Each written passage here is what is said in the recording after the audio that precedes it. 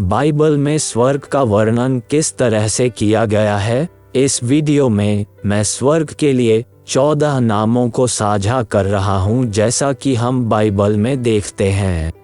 Hello, ये pointtoeternity.com से पादरी जॉर्जी है और स्वर्ग पर एक और प्रश्न और उत्तर सत्र में आपका स्वागत है। हमारे पिछले वीडियो में से एक में हमने देखा कि कैसे स्वर्ग एक वास्तविक जगह है, और अब इस वीडियो में मैं उस जगह के लिए 14 आम बाइबल के नाम साझा कर रहा हूं जिसे हम स्वर्ग कहते हैं। पहला है मेरे पिता का घर। यूहन्ना अध्याय 14 पद 2 में ये कहता है, यीशु मेरे पिता के घर में बहुत से रहने के स्थान बता रहा है। दूसरा, स्वर्ग स्वदेश है। इब्रानियों अध्याय 11 पद 14 जो ऐसी बातें कहते हैं वे प्रकट करते हैं कि स्वदेश की खोज में है। तीसरा, सिय्योन के पहाड़। चौथा वाला, जीवित परमेश्वर के नगर। हम दोनों को इब्रानियों अध्याय 12 पद 22 में देखते हैं, पर तुम सिय्योन के पहाड़ के पास और जीवते परमेश्वर के नगर स्वर्गीय यरूशलेम के पास। पांचवा, ऊंचा और पवित्र स्थान। यशायाह अध्याय 57 पद 15 कहता है, परमेश्वर कहता है कि वह ऊंचे और पवित्र स्थान में निवास करता है। छठा, स्वर्गीय यरूशलेम।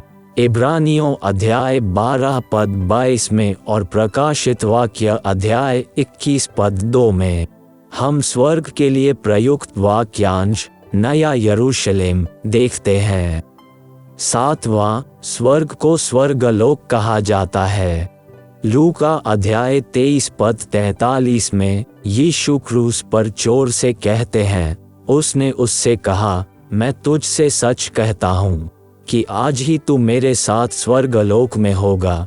दूसरे कुरिन्थियों अध्याय 12 पद 4 में जब पौलुस स्वर्गलोक में उठा लिए जाने के अपने अनुभव के बारे में बात कर रहा है।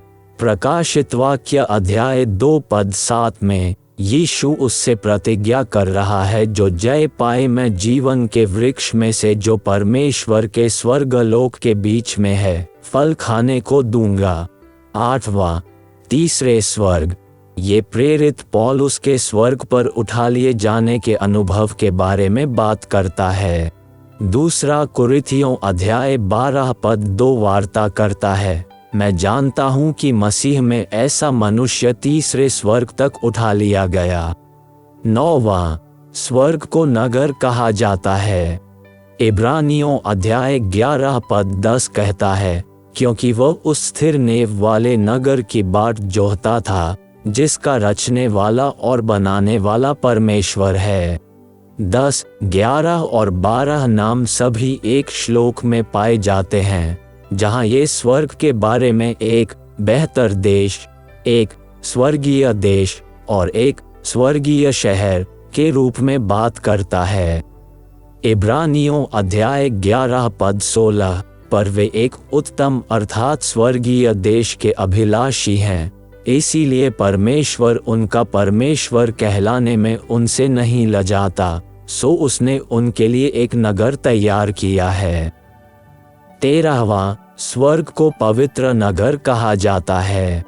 प्रकाशित वाक्य अध्याय 21 पद 2 कहता है, तब मैं यूहन्ना ने पवित्र नगर को देखा, नया जेरूसलम। 14वां, जहां स्वर्ग को मसीह और परमेश्वर का राज्य कहा जाता है। इफिसियों अध्याय 5 पद 5 में, क्योंकि तुम ये जानते हो कि किसी व्यभिचारी या अशुद्ध जन या लोभी मनुष्य की जो मूरत पूजने वाले के बराबर है, मसीह और परमेश्वर के राज्य में मीरास नहीं। तो जो स्वर्ग के 14 नाम हैं, सुंदरता यह है कि स्वर्ग तैयार लोगों के लिए एक तैयार जगह है, और वहां पहुंचने का एकमात्र तरीका यीशु को प्रभु और उद्धारकर्ता के रूप में मानना है और उसे प्रसन्न करने वाला जीवन जी रहे हैं। इसलिए यदि आपको अपना जीवन यीशु को समर्पित करने की आवश्यकता है तो इसे आज ही करें।